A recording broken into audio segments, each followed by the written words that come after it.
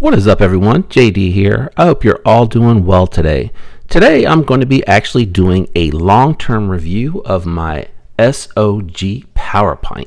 I've had this one here for about 6 months now, maybe a little bit longer, but it is still one of my very favorite multi-tools. I mean, I really do gravitate towards this particular one over top of the others, especially on the weekends. I have actually picked up from Art Company a holster that allows me to partner this with a holster, and I keep a little through knife in there with it down in the pocket, organized so it's not like falling all over the place. And the pocket clip kind of helps keep that in the organizer because it is a little bit loose. I wouldn't say loose, but it could slide out if it ever did get on the side, which it wouldn't with that particular organizer. And then what that allows me to do is just in my pocket, I can actually have a pocket knife in there with the pocket clip with this down in the pocket. So one of the things I get asked very often is why I need a tool like this. Well, the thing is I don't want to be caught without a tool like this. Some of the things that I use, I have used the pliers in a very unusual way.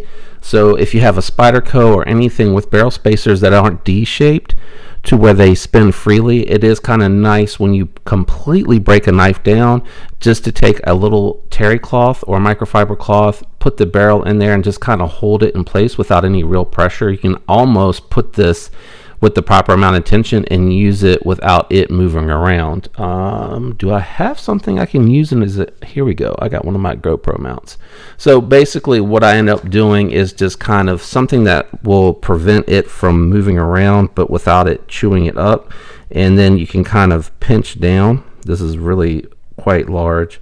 And then you can kind of hold it in place and just go down in between the scales, because my fingers are too big to do that, and then you can start the screw on one side and then you can give it just a little bit of tension and then you can finish tightening it the rest of the way down.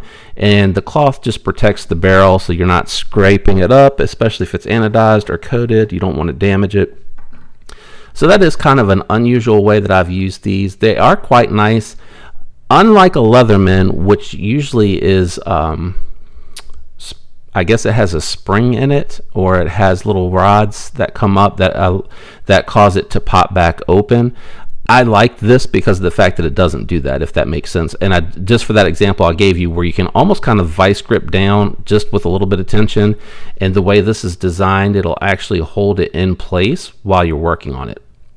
I know a lot of people are like, I wouldn't give up my Leatherman. That's really not the point. If you have a Leatherman or you have a Gerber, they're really like their smallest one that offers similar tools that you can use is either this big or it's either this big. And I find that this kind of is filling a need that isn't currently filled by a Leatherman or a Gerber, in my opinion. The tools are a little difficult to access, but I do like them, and I've often used this to like cut labels, maybe some string, get into some packages over top of pulling out the pocket knife. And that's just really more so to kind of save me having to tune up the pocket knife as often. No other real reason. It's not a better blade. It's definitely not more convenient to use, but it is less of an eye catcher for someone that might be like in the office. If I pull this out and I'm cutting into, well, actually probably be more of an envelope or a package that I'm cutting into, they really don't look twice at this. They see this big old tool and they realize it's a tool. And some people see this tool and they don't realize it's a tool. They still think of it, because of Hollywood, as a self-defense weapon, which I'm not going to get into the practicality of all of that in this particular episode. It has functioned really well. It's very smooth. I've had absolutely no issues with it. I've tried using the bit driver a couple times just to see how it works. I definitely wouldn't prefer this over a bit driver, but if you have a separate set of bits that you keep somewhere nearby, this would do in a pinch. And it's not too big and it's not super uncomfortable, but again, it's not as nice as say like a Weehaw driver or like the Kershaw driver that I use in some of my mod videos. The scissors I do use, I don't recall, I think they're over here. I do use them, but one of the complaints that I have is that the actual pocket clip, when it's installed, kind of gets in the way. They don't open very wide, but when you're getting to the tip and you're just like maybe getting a hangnail, which I don't want to do on camera, it's kind of gross. I don't want to show anyone grooming. So I do like the scissors. They're okay. They're not the best. I actually think that the scissors, honestly, on a Swiss Army knife are a little bit better. Having said that, I have carried my hitch and timber with my Best Man 2, a flashlight and a pin down in the pocket, and actually carried this in the clip, and the clip works pretty good. Goes in and out of the pocket. It does catch without needing to use two hands, so I do appreciate it. That's why I kind of left it on there. The other tools I have used on occasion, not as often, so it does have a little bit of a ruler on there, so you can kind of lay it up against something and get some type of measurements off of these. It's a little weird, I guess, when you look at the fact that it has the pliers standing up like that, but I think I did use it once in a pinch. I'm trying to remember what I was measuring. I was outside doing something. I just wanted to get a quick idea of like a bolt or something like that, and I actually stuck it up against this, and it did help. I mean, I wouldn't, again, prefer to use this, but if you're out and about somewhere and you want to grab a quick measurement, you absolutely could do so. Haven't used that as much. Now, I have used this flathead quite a bit. It has been quite handy. I think they refer to it as like an eyeglass screw, and I actually have tightened up some sunglasses with it. I have used it on occasion, but the main thing I think that I've used are the pliers. And again, that's with the maintenance of some of the tools, and then mainly grabbing that blade has been really helpful. Now, I have not used the serrated blade. It almost looks like a saw.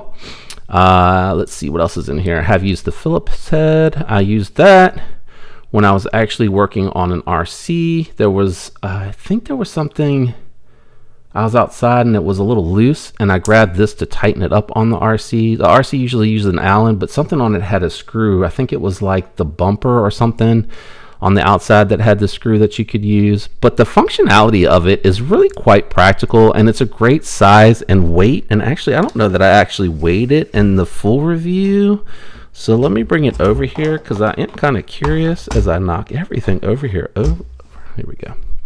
What is this? Probably the size of weight of it. So 4.2 ounces. So probably around the size, the weight, not the size, sorry, the weight of a pocket knife. So not really too cumbersome in hand. And, you know, I think it actually might be helpful in this instance to give a couple of size comparisons. So here it is closed up against the Bug Out. Here it is against the Hogue Mini the Doug Ritter Mini RSK MK1 Gen 2. That one's made by Hogue, and I think a lot of people are probably familiar with the Sheepdog. Here's a Sheepdog. So you can kind of see what I'm saying as far as the actual size of the knife.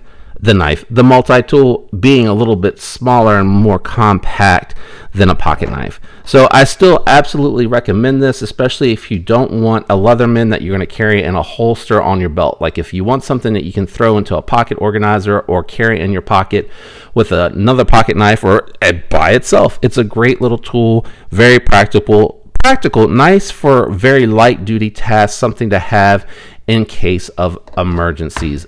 But I really like it. I recommend it. And if you enjoyed this video and it helped you with your decision making on the Powerpint, you can leave me a like and that'll help me out. I appreciate the favor in return. If you enjoy this type of content, consider subscribing.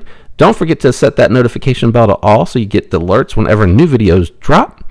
I hope all of you have a fantastic week. Thanks again for all the support. Until next time, peace.